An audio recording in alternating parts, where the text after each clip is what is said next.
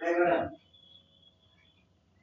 हम स्थायी आर्थिक चिंता के युग में प्रवेश कर रहे हैं? Are we entering in an era of permanent economic anxiety? This is a topic for future generations. How happy our future generations are going to feel? क्या आधुनिक विश्व में टेक्नोलॉजी ड्रिवन और पॉलिटिकल ड्रिवन फैक्टर से जो परिस्थितियां पैदा हो रही हैं, क्या उसमें आने वाली जनरेशन्स और इस जनरेशन के लोग भी शांत,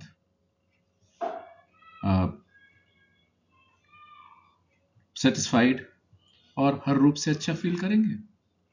मैं इकोनॉमिक एस्पेक्ट्स की बात कर रहा हूँ, क्योंकि हम और चीज़ों को नेग्लेक्ट इसलिए नहीं कर सकते क्योंकि सोशल, लीगल और सारे रिलेशनशिप भी आज इकोनॉमिक रिलेशनशिप से डिफाइन हो रही हैं। समझ सो जो देशों के बीच के संबंध हैं, वो भी पूरी तरह रिसोर्सेज को लेकर और इकोनॉमी को लेकर ही चल रहे हैं।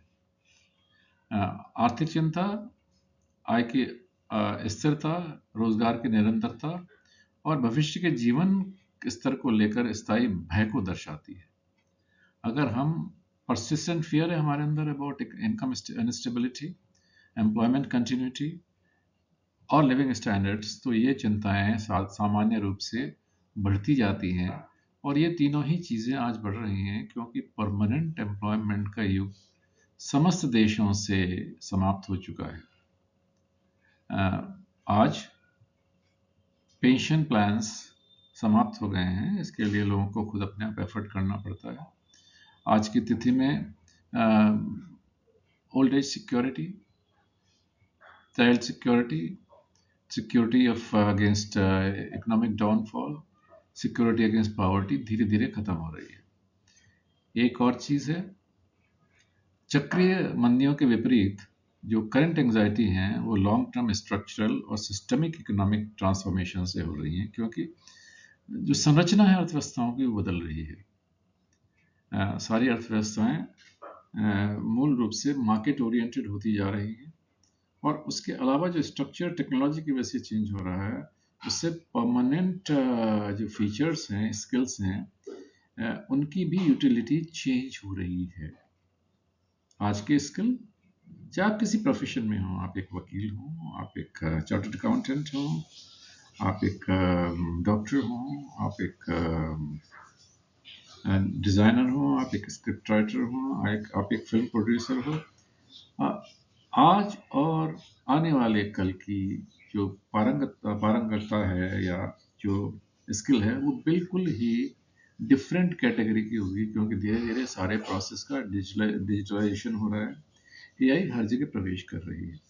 ऑटोमेशन में ग्लोबलाइजेशन और फाइनेंशियलाइजेशन, इन्होंने जो ट्रेडिशनल एम्प्लॉयमेंट स्ट्रक्चर है इसको बहुत ही कमज़ोर कर दिया है और सोशल सिक्योरिटी एश्योरेंसेस धीरे धीरे करके समाप्त हो रहे हैं।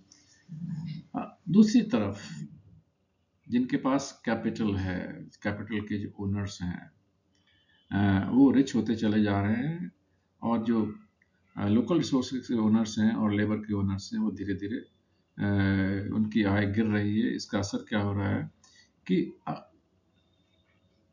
असमानता की स्थिति बढ़ रही है, क्योंकि विकास के लाभ उन्हीं लोगों के पास ज़्यादा जाते हैं जो कि जोखिम लेने के केपेबल हैं। और सो मच सो जो सर्विस ओरिएंटेड जॉब्स थे, जैसे डॉक्टर्स का और प्रोफेसर्स का, वहाँ पर भी धीरे धीरे जो मानसिकता बदल रही है, वो सब लॉन्ग टर्म इन्वेस्टमेंट्स और आरओआई पर फोकस कर रहे हैं और इसीलिए कॉरपोरेट्स बढ़ रहे हैं। आज इंश्योरेंस कंपनियां और कॉरपोरेट्स मिलकर मेडिकल के फील्ड में एक तरह से कॉमन आदमी को इस प्रकार से अंडरमाइन कर रही हैं कि लाभ जो है केवल उसको मिल पाता है जो पहले से इंश्योर्ड है, और वो भी केवल एक प्रकार का एक नया कॉकस की तरह डेवलप हो रहा है कि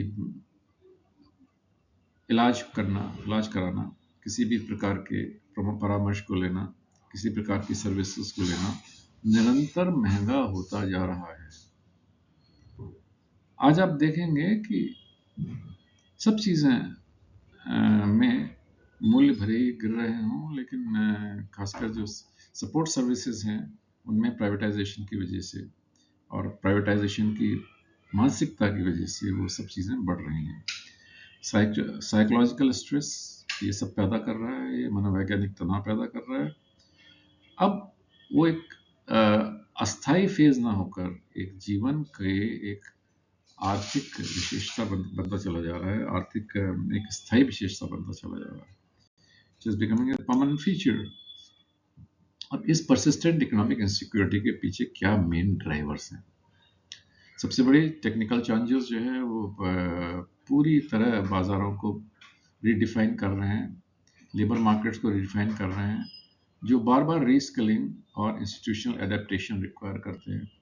आपको लगातार अपने आप को सतत रीस्किलिंग पूरी लाइफ लॉन्ग करना है। अब वो सब समाप्त हो गया जहाँ पर आप 20 साल 25 साल तक पढ़ते थे और उसके बाद पूरे जीवन भर इकोनॉमिकली सिक्योर रहते थे, क्योंकि आप एक प्रोफेशनल हो गए या किसी एक चीज़ के एक्सपर्ट कहलाते थे, और एक बार आपको जॉब मिल गया तो वो जॉब आपके साथ जीवन भर रहता था।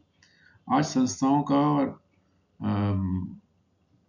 ऑर्गेनाइजेशंस का ही पता नहीं है कि उनकी जो लाइफ साइकिल है वो कितनी कम हो गई है, और टेक्नोलॉजी की लाइफ साइकिल कम हो गई है, उसके साथ साथ ऑर्गेनाइजेशंस की लाइफ साइकिल भी कम हो गई है। और वो ऑर्गेनाइजेशंस जो अपने आप को रिलॉन्च कर लेते हैं, उनको एम्प्लॉयज़ भी डिफरेंट टाइप के चाहिए रिलॉन्च करने के बाद। उसी एम्प्लॉय को वो ट्रेन नहीं कर सकते। दूसरी तरफ इन्फ्लेशन वॉलेटाइल हो गया है, वो परचेजिंग पावर को एरोड करता है, और हमेशा हमेशा हमेशा प्रत्येक व्यक्ति के जो घरेलू बजट है उसमें तनाव उत्पन्न करता रहता है, जैसे जैसे ग्रोथ बढ़ रही है इकोनॉमी की। पुराने जितने रोजगार मॉडल थे वो स्थायी कैरियर पर आधारित थे, गिग कार्य पर आधारित थे, और अनमन कॉन्ट्रैक्ट लेबर लंबे टाइम का था। एक बिल्कुल डिफरेंट ही एल्गोरिथम था पूरे एम्प्लॉयमेंट का। आवास, स्वास्थ्य और शिक्षा तीनों लागतें वेतन के मुकाबले काफ़ी तेज़ी से बढ़ रही हैं, और यही कारण है कि पहले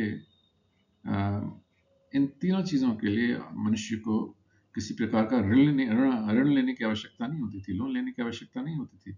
लेकिन अब धीरे धीरे इन चीज़ों के लिए भी, टेम्पररी डिजीज के लिए भी लोगों को लोन्स लेने पड़ रहे हैं। दूसरी तरफ पेंडेमिक्स, वॉर्स और क्लाइमेट इवेंट्स ये भी तेजी के साथ बढ़ रही हैं और अर्थव्यवस्थाओं पर संतुलन पैदा कर रही हैं, असंतुलन पैदा कर रही हैं। अब सोशल और बिहेवियरल कॉन्सिक्वेंसेस क्या होते हैं इकोनॉमिक एंजाइटी के? सबसे बड़ी बात, लगातार वित्तीय तनाव आपके जो है जो डिमांड है उसको चेंज कर देता है। डिमांड लेड इकोनॉमिक ऑप्टिमिज्म कम हो जाता है। लोग धीरे धीरे करके कॉशन के साथ खर्चा करते हैं, और यहाँ तक कि जो नई पीढ़ी है, युवा पीढ़ी है, जो आगे जाकर सोसाइटी को संभालने वाली है, वो अपने विवाह को, गृह स्वामित्व को और पितृत्व को धीरे धीरे टाल रहे हैं।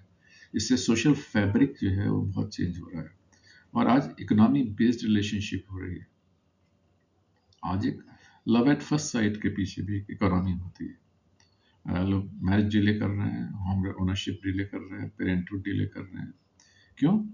क्योंकि इकोनॉमी फ्रेजाइल है, इकोनॉमी बहुत ही कमज़ोर है। संस्थाओं में विश्वास भी कमज़ोर होता चला जा रहा है, क्योंकि नागरिक स्वयं को असुरक्षित महसूस कर रहे हैं। इस सब के कारण संस्थाओं में भी, विश्व भर की संस्थाओं में हर जगह नेपोटिज्म, करप्शन, ये सब चीज़ें बढ़ रही हैं। लोगों का विश्वास इसीलिए कम हो रहा है क्योंकि हर चीज़ के पीछे एक आर्थिक असुरक्षा की भावना है। इसी के कारण इकोनॉमिक फियर, पोलराइजेशन हो रहा है, और लोग पॉपुलिस्ट नैरेटिव्स को ज़्यादा पसंद करते हैं। ऐसी चीज़ें जो उनको अल्पकाल में लाभ दें, उनको ज़्यादा पसंद करते हैं। अब इस समय मानसिक स्वास्थ्य, आर्थिक जीवन, ये सब जुड़े हुए हैं। मानसिक अवसाद, मानसिक तनाव अक्सर आर्थिक अवसाद और तनाव से जुड़ता जा रहा है, और ये सभी अर्थव्यवस्थाओं में समान रूप से लागू हो रहा है। मैं इस समय किसी एक अर्थव्यवस्था का नाम न लेकर मैं एक जनरल बात कर रहा हूँ। क्या ये परमानेंट इकोनॉमिक एंजाइटी अपरिहार्य है, हमेशा रहेगी। देखिए, जब तक स्ट्रॉन्ग सोशल सेफ्टी नेट्स नहीं होंगे, सामाजिक सुरक्षा को आप जब तक स्ट्रॉन्ग नहीं करेंगे और आप अनुकूलेशन नीतियां नहीं बनाएंगे, एडेप्टिव इकोनॉमिक लेबर पॉलिसीज नहीं बनाएंगे, कभी भी आपका ये भय कम नहीं होगा। जरूरी है कि सोशल सेफ्टी नेट्स बढ़ाए जाएं। आजीवन सीखने की प्रणालियां रोजगार को बनाए रखने के लिए आवश्यक हैं। People should adapt to long life learning. Life जो है वन टाइम एजुकेशन जो पहले आपके बचपन से जवानी तक चलती थी, वो समाप्त होनी जरूरी है। लोगों को चाहिए कि वो अपने आप सब कुछ सीखने की पद्धति को हमेशा पूरी उम्र भर लागू रखें। From 0 years to 100 years or whatever is their lifespan expectancy, अगर आप पूरी लाइफ एक्सपेक्टेंसी तक नहीं सीखना पसंद करते तो डेफिनेटली आप इस तरह की परिस्थिति में चिंता में पड़ेंगे। समावेशी नीतियां चाहिए आपको, सारे लोगों को उसमें जोड़ना है, जिससे आपकी आर्थिक वृद्धि भी होगी और वास्तविक समृद्धि भी होगी। वृद्धि के साथ समृद्धि भी चाहिए। सरकारों को संकट प्रतिक्रिया से हटकर from resilience based economic growth, crisis growth से रेजिलियंस बेस्ड इकोनॉमिक ग्रोथ विकसित करनी पड़ेगी। यानी लचीली प्रणाली होनी चाहिए और साथ में समय समय पर अलग अलग प्रकार के लोगों को इंसेंटिव बढ़ने के लिए और जीने के लिए देने पड़ेंगे। और कई बार सरकार को जीवन संभालने पड़ेंगे, जैसे पिछले पेंडेमिक में हर देश के नागरिकों को उस देश की गवर्नमेंट ने इवन खाने के पैकेजेस प्रोवाइड करने पड़े, जो पहले कभी नहीं हुआ था हमारे नियर पास्ट में। तो भविष्य की अनसर्टेनिटी को समाप्त करने में से अच्छा ये है कि एक विश्वास और गरिमा का वातावरण बनाया जाए। और इस तरह का ट्रस्ट, एडेप्टेबिलिटी अगर बढ़ेगी और ह्यूमन डिग्निटी की तरफ हम ध्यान देंगे, तो हम आने वाले समयों के लिए अपनी सोसाइटी को ज़्यादा अनुकूल बना सकेंगे और सोसाइटी में एक संपन्नता का, एक शांति का, एक सेटिस्फैक्शन का वातावरण पैदा कर सकेंगे। और आज शायद हर अर्थव्यवस्था की आवश्यकता यही रह गई है कि हम किस प्रकार सेटिस्फाइड सिटीजन्स पैदा करें, न कि चिंतित वातावरण पैदा करें। धन्यवाद।